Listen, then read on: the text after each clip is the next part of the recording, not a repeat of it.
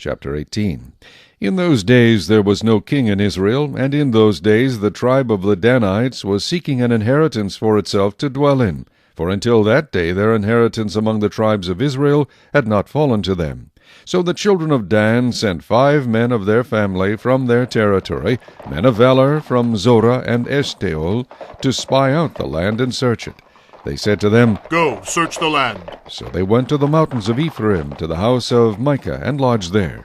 While they were at the house of Micah, they recognized the voice of the young Levite. They turned aside and said to him, "Who brought you here? What are you doing in this place? What do you have here?" He said to them, "Thus and so Micah did for me. He has hired me, and I have become his priest." So they said to him, "Please inquire of God, that we may know whether the journey on which we go will be prosperous." And the priest said to them, "Go in peace. The presence of the Lord be with you on your way."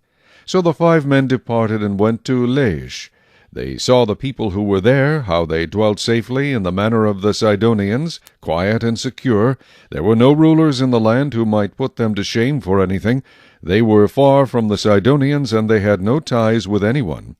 Then the spies came back to their brethren at Zorah and Eshtaol, and their brethren said to them, "What is your report?" So they said, "Arise, let us go up against them, for we have seen the land, and indeed it is very good. Would you do nothing? Do not hesitate to go and enter to possess the land. When you go, you will come to a secure people and a large land, for God has given it into your hands, a place where there is no lack of anything that is on the earth."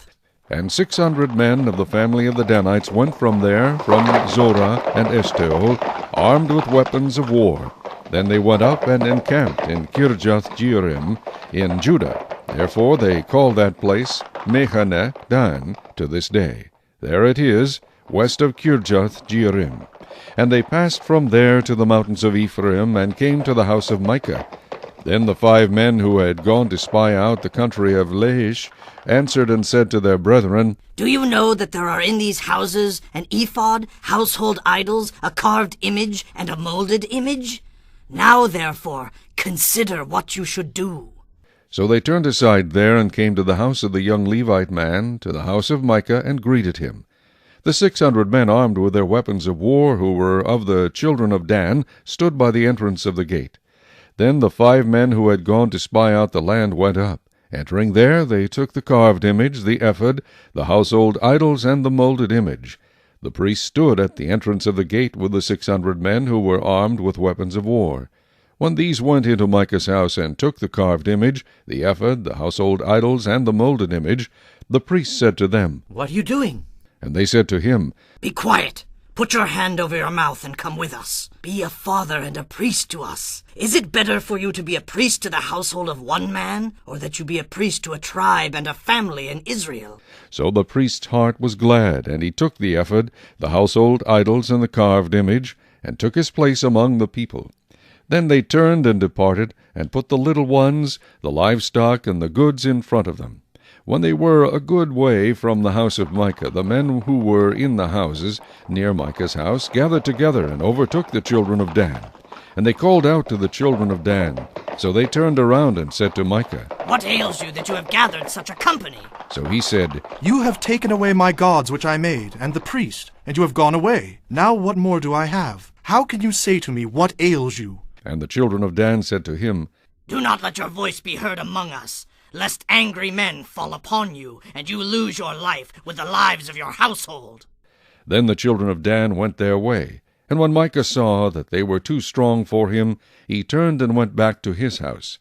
So they took the things Micah had made, and the priest who had belonged to him, and went to Laish, to a people quiet and secure.